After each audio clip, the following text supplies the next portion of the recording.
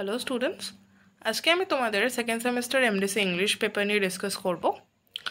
আজকের ক্লাসে আমি তোমাদের syllabus, marks division, most important কিছু কোয়েশ্চেন্স 15 মার্কস অ্যান্ড 5 মার্কসের, অ্যান্ড ভিডিওর লাস্টে আমি একটা কোয়েশ্চেন পেপার অ্যাটাচ করে দিয়েছি, যেটা তোমাদের প্রিভিয়াস ইয়ারের কোয়েশ্চেন পেপার, যেটা দেখলে তোমরা বুঝতে পারবে, আরও ক্লিয়ারলি বুঝতে পারবে এক্সাম প্যাটার্ন, কীরকম কোয়েশ্চেন্স আসতে পারে।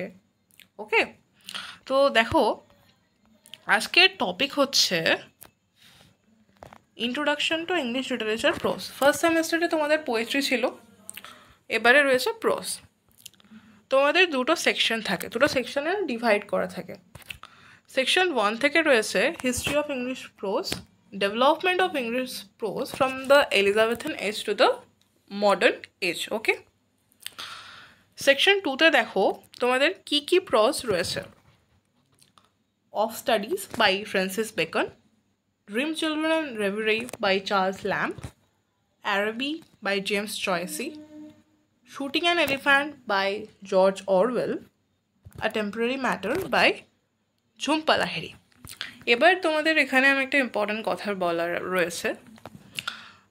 ধরো তোমরা এই যে 5টা প্রস তোমাদের রয়েছে, এখান থেকে তোমরা যদি যে কোনো 3টে প্রস করে নাও, তাহলে তোমাদের এক্সট্রা করে আর 2টো প্রস হবে না। ওকে,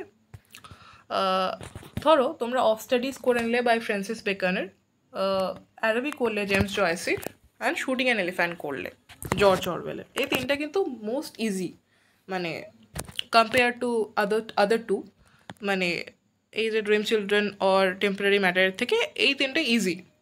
ওকে, তোমরা সেটা করতে পারো। এবার দেখো, আর এই যে সাজেশনটা, এটা তোমরা মাইনররাও ফলো করতে পারো, যাদের মাইনরে ইংলিশ রয়েছে সেকেন্ড সেমিস্টারে, তারাও এটা ফলো করতে পারো।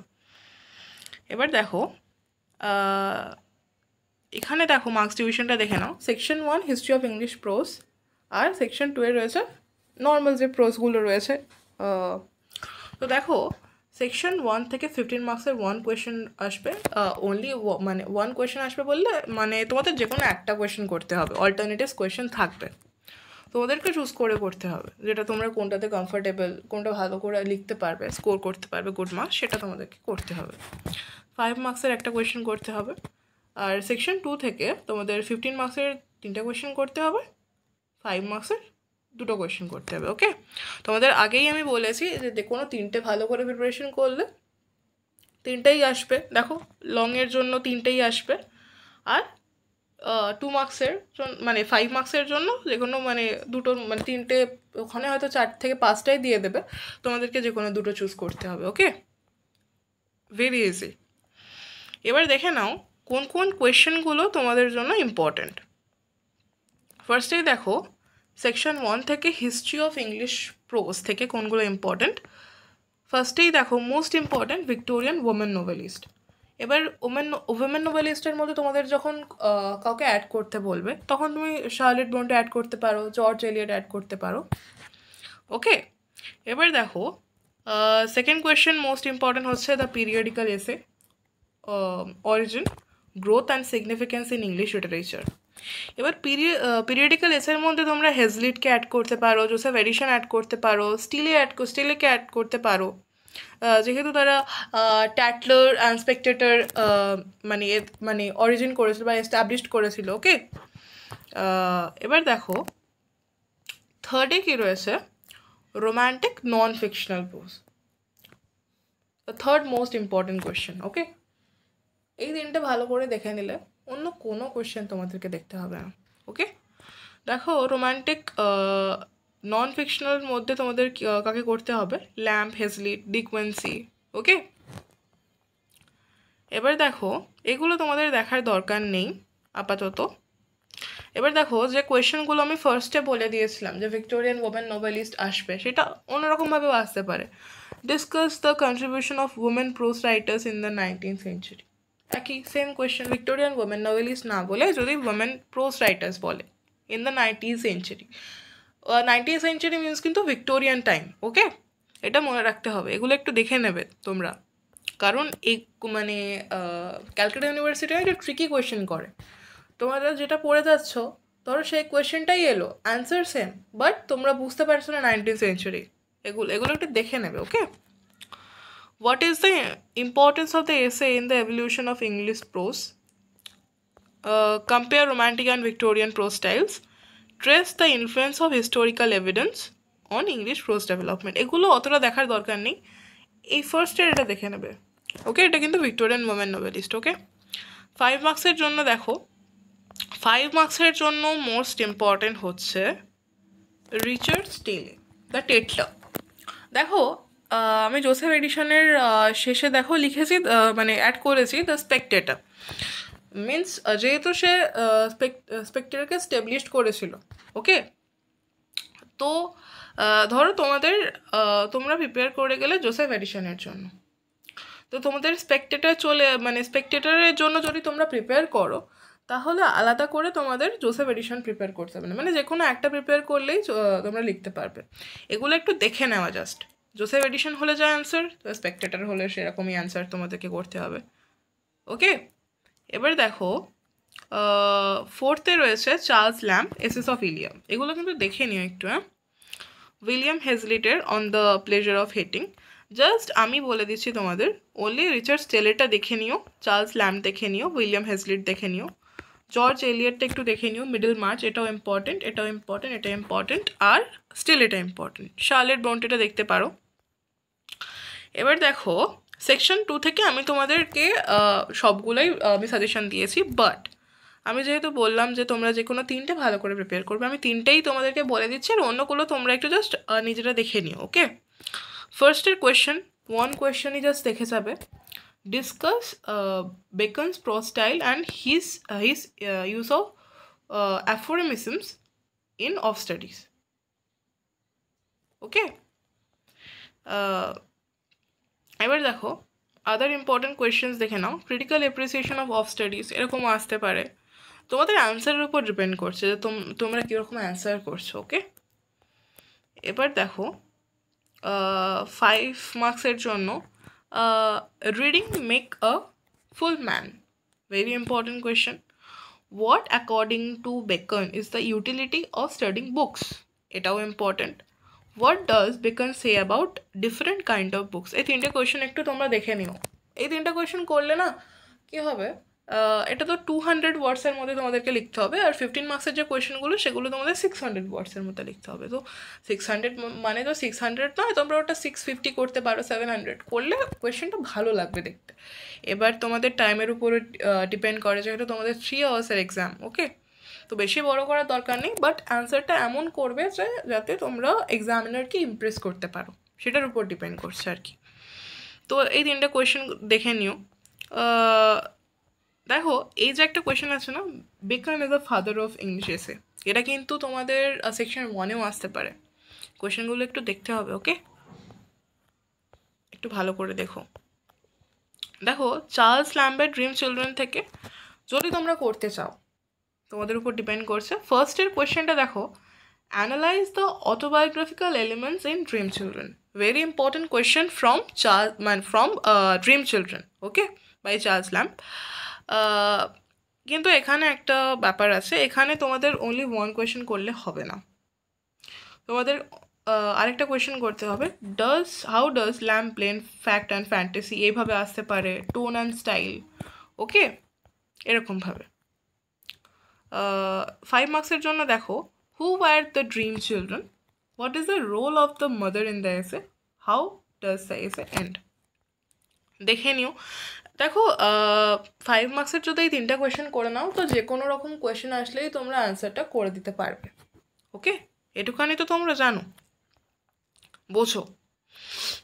দেখো Araby is a very beautiful prose, তোমরা পড়তে পারো। ইম্যাজিনেশন আর রিয়ালিটির মধ্যে একটা ডিফারেন্স ক্রিয়েট হবে এইটা প্রোজটা, মানে খুবই ভালো, জেমস জয়েসের একটা মানে ক্রিয়েশন অ্যারাবি।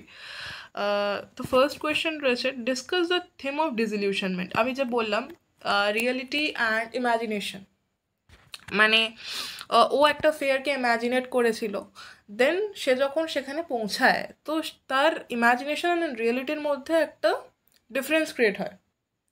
ওকে, ডিফারেন্স ইমাজিনেশনটাই এই প্রসের মধ্যে রয়েছে। খুব ভালো করে পড়ো, খুব ভালো একটা প্রোস। ওকে, এইট অনলি ওয়ান কোয়েশ্চেন অ্যারাবি থেকে, এটা করলেই হয়ে যাবে, আলাদা করে কিছু দেখার দরকার নেই।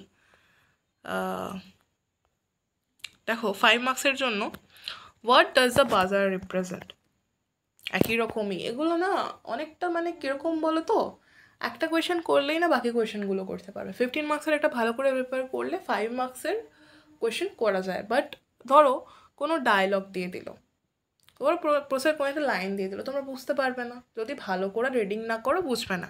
তাই first of all answer prepare করার আগে প্রসগুলোকে ভালো করে স্টাডি করতে হবে। যদি তোমরা 5 মার্কসের কোয়েশ্চেন করতে চাও, আর যদি না করতে চাও তো তোমাদের কিছু তোমাদের সাজেশন দেখে যেতে হবে আর কি, তিনটেই প্রিপেয়ার করতে হবে। তাছাড়া তোমরা যদি ভালো করে পড়ো তাহলে আলাদা করে 5 মার্কসের দেখার দরকার হয় না। Why does the narrator feel disappointed at the end? Describe the narrator's feelings for the girl. ওকে, তারপর দেখো জর্জ অরওয়েলের শুটিং অ্যান এলিফ্যান্ট। দেখো এই যে প্রসটা রয়েছে শুটিং অ্যান এলিফ্যান্ট, এটা কিন্তু একটা এলিফ্যান্টকে শ্যুট করেছিল। তখন তখন যে মানে এটা কীরকম বলো তো, একটা এলিফ্যান্ট একটা মানুষকে ব্রুটালি মেরে ফেলেছিল, একটা জঙ্গলি মানে একটা জঙ্গলি এলিফ্যান্ট। তো সেটার উপরই ডিপেন্ড করে এটা মানে আর কি লেখা জর্জ অরওয়েলের। Analyse the Orwell's inner conflict in shooting an elephant.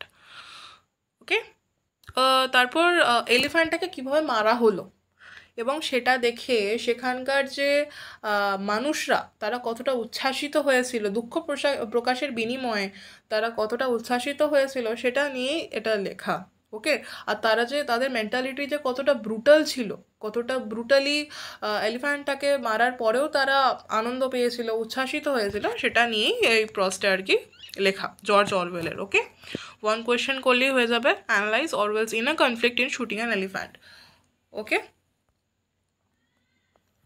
তারপর দেখো 5 মার্কসের why does Orwell shoot the elephant. আমি যে বললাম একটা মানুষকে ব্রুটালি মেরে ফেলেছিল, আর সেখানকার যে মানুষরা ছিল, গ্রামবাসী বলতে পারো, ভিলেজেস যারা ছিল, তারা বিচার চেয়েছিল যে এরকম কেন হলো, তো তার জন্যই তাকে মারতে হয়েছিল। মানে বিকজ মানে কেন মেরে ফেলেছিল, তার ইচ্ছা ছিল না মারার, বাট গ্রামবাসীদের জন্য তাকে মারতে হয়েছিল। যে তার ইমেজটা অ্যাজ আ ব্রিটিশ, তার ইমেজটা একটা খারাপ সিচুয়েশনে ছিল। ওকে, তো সে যখন সেই এলিফ্যান্টটাকে মারছে, তার ইমেজটা ভালো হয়ে যাচ্ছে তাদের সামনে, সে একটা হিরোইক মানে ইমেজ ক্রিয়েট হচ্ছে। ওকে, এবার দেখো এগুলো একটু দেখে নিও। ওকে, এবার দেখো ঝুম্পা লাহিড়ী টেম্পোরারি ম্যাটার, এখান থেকেও তোমাদের অনেকগুলো বলতে 2 থেকে 3টা কোয়েশ্চেন করতেই হবে। ঝুম্পা লাহিড়ী কিন্তু একজন modern prose writer. Okay, analyse the theme of emotional disconnect in a temporary matter. Okay, emotional ডিসকানেক্টটা তোমাদেরকে পড়তে হবে। এই কোয়েশ্চেনগুলো একটু দেখে নিও 5 মার্কসের। What is the temporary matter in the story? How does the couple communicate in the dark? What is the significance of the ending? ওকে, এবার দেখো বলেছিলাম তোমাদের একটা কোয়েশ্চেন পেপার অ্যাটাচ করে দেবো। কোয়েশ্চেন পেপারটা ডিসকাস করার আগে আমি তোমাদের একটা কথা বলি। তোমরা যদি টিউশন পড়তে চাও আর কোনো নোটস পারচেস করতে চাও তো কন্ট্যাক্ট করতে পারো, আর কমেন্ট বক্সে কমেন্ট করতে পারো যে তোমরা কোন টপিকের উপর ভিডিও চাইছো বা দেখতে চাইছো। আর চ্যানেলটাকে সাবস্ক্রাইব করে রেখো, বিকজ এইটা আমি তো তোমাদের এই সাজেশনটা বলে দিলাম, তোমরা এখন এটা পড়তে থাকো, দেন এক্সামের আগে আমরা লাস্ট মিনিট সাজেশন পোস্ট করব, তো সেটা তোমরা দেখে নিও, তাই তোমরা চ্যানেলটাকে সাবস্ক্রাইব করে রেখো। ওকে, এবার দেখো সেকশন 1 থেকে দেখো আমি তোমাদেরকে এবারে আমি সাজেশন দিইনি, যেহেতু এটা তোমাদের 2024-এ এসেছিল, তাই আমি তোমাদেরকে এই সাজেশনটা দিইনি, এলিজাবেথান প্রসেস ছিল। ওকে, তাই আমি তোমাদেরকে দিইনি 18th century Nobel with special reference to any writer. Analyze James Joyce, 20th century prose. ওকে, দেখো Sydney's Apology for poetry, Sydney এসেছিল, জোসেফ এডিশন এসেছিলো, তো আমি তোমাদেরকে বললাম যে স্টিলে করে রাখতে, টেটলে করে রাখতে। ওকে,